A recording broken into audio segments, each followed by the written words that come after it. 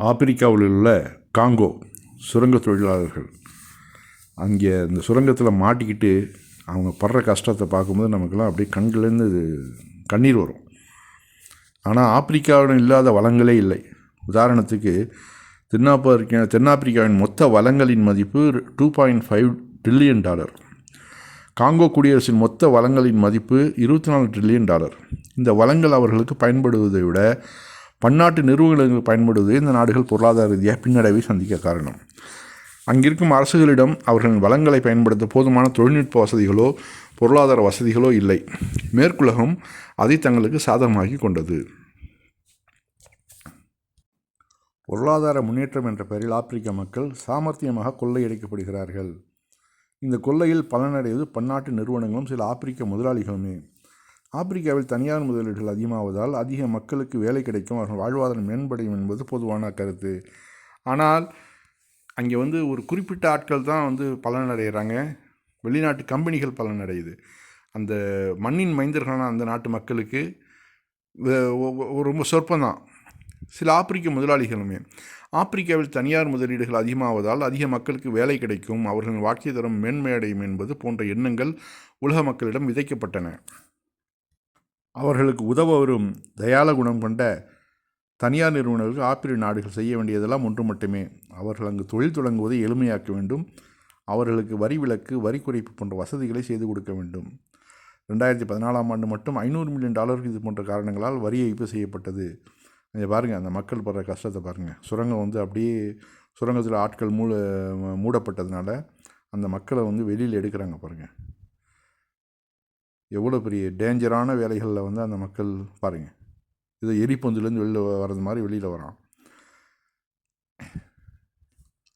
Health poverty action போன்ற 10 உலகளாவிய அமைப்புகள் சேர்ந்து ஆப்பிரிக்காவின் பொருளாதாரம் குறித்த ஆய்வு ஒன்றை நடத்தினார்கள். ஆப்பிரிக்க கண்டத்துக்கு கொடுக்கப்பட்ட வெளிநாட்டு கடன் வெளிநாடுகளில் வேலை செய்யும் ஆப்பிரிக்க மக்கள் அனுப்பியது, இவர்கள் வழங்கிய கடன்களுக்கு கிடைத்த வட்டி, உதவித்தொகை போன்றவற்றால் கிடைத்த வருவாய் $162 பில்லியன். ஆனால் வாங்கிய கடனுக்கான வட்டி, வெளிநாட்டு நிறுவனங்கள் இங்கிருந்து எடுத்து சென்ற லாபம், வெளிநாடுகள் சட்டவிரோதமாக செல்லும் பணம், சட்டவிரோத மீன்பிடித்தல், சட்டவிரோத விலங்கு வேட்டை மற்றும் கடத்தல், சூழியல் மாற்றங்களால் ஏற்படும் பாதிப்புகள், அவற்றை சரி செய்தல் போன்றவற்றால் அங்கிருந்து வெளிநாடுகளுக்கு $202 பில்லியன் சென்றுள்ளது. ஆப்பிரிக்காவுக்கு உதவித்தொகையாக வந்தது வெறும் $19 மில்லியன்.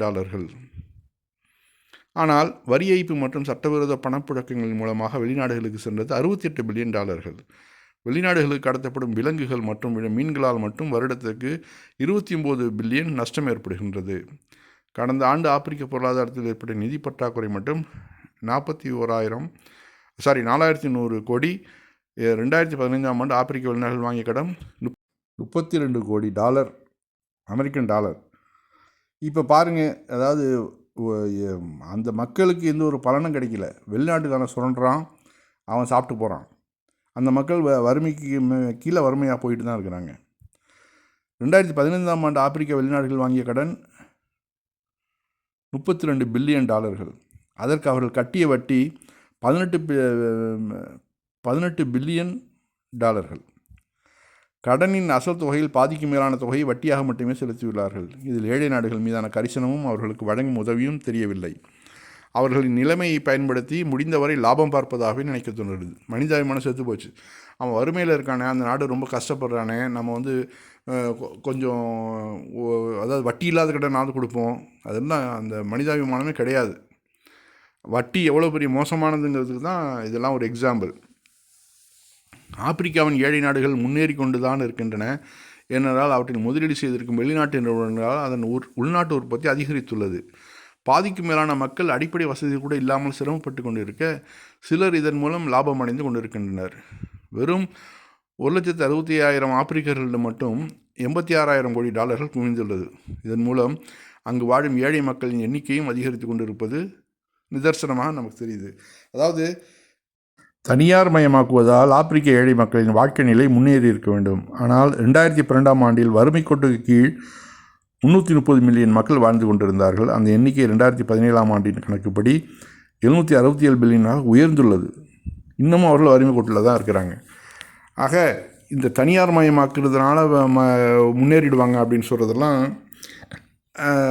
இங்கே வந்து செல்லுபடி ஆகலை பாருங்கள். அந்த மக்கள் வறுமைக்கு மேலே வறுமை, இதுக்கு காரணம் வட்டி ஒன்று, அந்த வெளிநாட்டு அதாவது கம்பெனிகளுடைய சுரண்டல் ஒன்று. இந்த ரெண்டுமே தான் அந்த மக்களை வந்து போட்டு வாட்டி எடுக்குது. இவ்வளவு செல்வத்துக்கு தங்கம் கூஞ்சி கிடக்கூடிய அந்த மண்ணில் வந்து அந்த மக்களுடைய ஆட்சி அதிகாரம் சரியாக இல்லாதனால எவ்வளோ கஷ்டப்படுறாங்கங்கிறதுக்கு ஒரு காணொளி பாருங்கள். நம்ம பார்த்தா நமக்கு அப்படியே மனசுலாம் அங்கே பாருங்கள். அந்த சுரங்க தொழிலாளிகள் வந்து உள்ளே போய் மாட்டிக்கிட்டான் மண்ணில், எப்படி வரான் பாருங்கள் அங்கேருந்து. இது ஒருத்த மட்டும் இல்லை, அதை பாருங்கள், தோண்ட அது பாட்டுக்கு உள்ளே வந்து மாட்டிக்கிட்டு இருக்கானுங்க. அங்கேருந்து வரானுங்க எல்லாம். எலி பொந்துலேருந்து எலி வரும்ல, அந்த மாதிரி மனிதர்களை வந்து நடத்தப்படுறாங்க.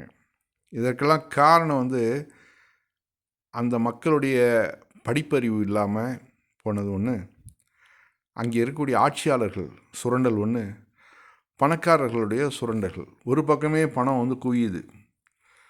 அதாவது அந்த செல்வம் வந்து பறந்து பார்க்கப்படலை, பறந்து கொடுக்கப்படலை. அதுதான் இங்கே பாருங்கள், எவ்வளோ பெரிய அநியாயமான ஒரு வாழ்க்கை அவர்களுக்கு. இதெல்லாம் தேவையா அவங்களுக்கு?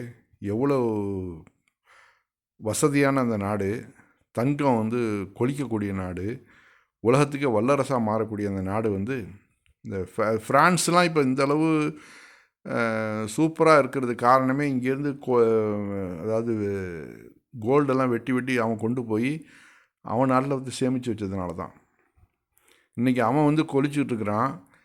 மண்ணின் மைந்தர்கள் வந்து எவ்வளோ கஷ்டப்படுறானுங்க பாருங்கள். உயிரை பணையம் வச்சுக்கிட்டு அந்த சுரங்கங்களில் வேலை செஞ்சு அந்த மண் சரிவு ஏற்பட்டு அந்த மக்கள்லாம் வந்து எவ்வளோ சிரமத்துக்கு ஆளாகிறாங்க பாருங்கள்.